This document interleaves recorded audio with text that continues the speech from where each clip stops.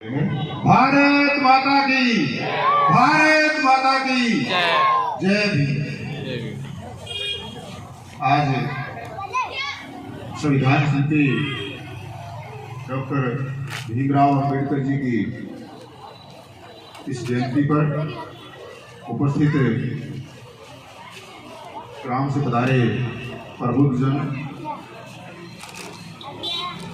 और प्यारी पौध छोटे छोटे विद्यार्थी और बच्चे, क्योंकि आज के समय में हम केवल ये चर्चा करें कि डॉक्टर भीमराव अंबेडकर जी का जन्म 14 अप्रैल 1891 को हुआ था और उनके पिताजी का ये नाम था, माताजी का ये नाम था। ये सब हम लोग बेखूबी काफी लंबे समय से आत्मसात कर चुके हैं और प्रत्येक प्रबुद्ध नागरिक इस समझ में जानता है। हमें जरूरत है डॉक्टर भीमराव अंबेडकर के विचारों को अपनाने की। उसमें हम कहीं न कहीं पिछड़ रहे हैं और उस पिछड़ने का मैं जहां तक आंकलन कर पाया हूं,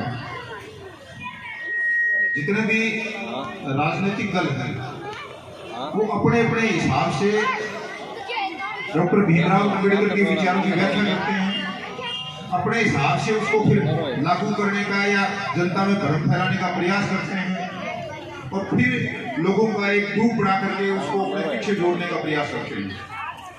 जबकि डॉक्टर भीमराव अंबेडकर की जो विचारधारा है वो समाज को आगे बढ़ाने की है, ग्रुपबाजी करने की नहीं है।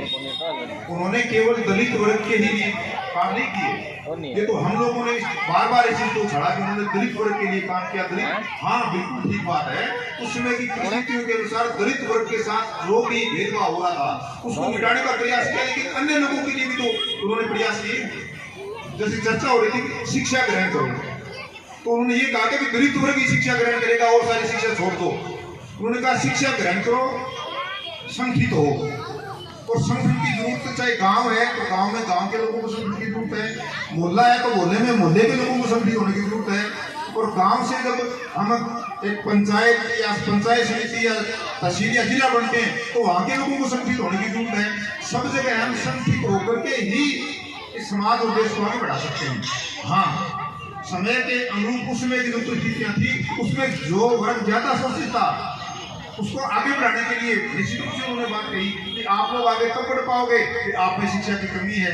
हमारा वर्ग जब शिक्षित होगा, पढ़े लिखेगा, तो निश्चित रूप से उसमें ज्ञान का प्रवाह होगा और जब वो वैज्ञानिक तरीके से सोचेगा तो हमारे समाज की जो पीढ़ियां हैं उससे बचेगा और आगे बढ़ पाएगा।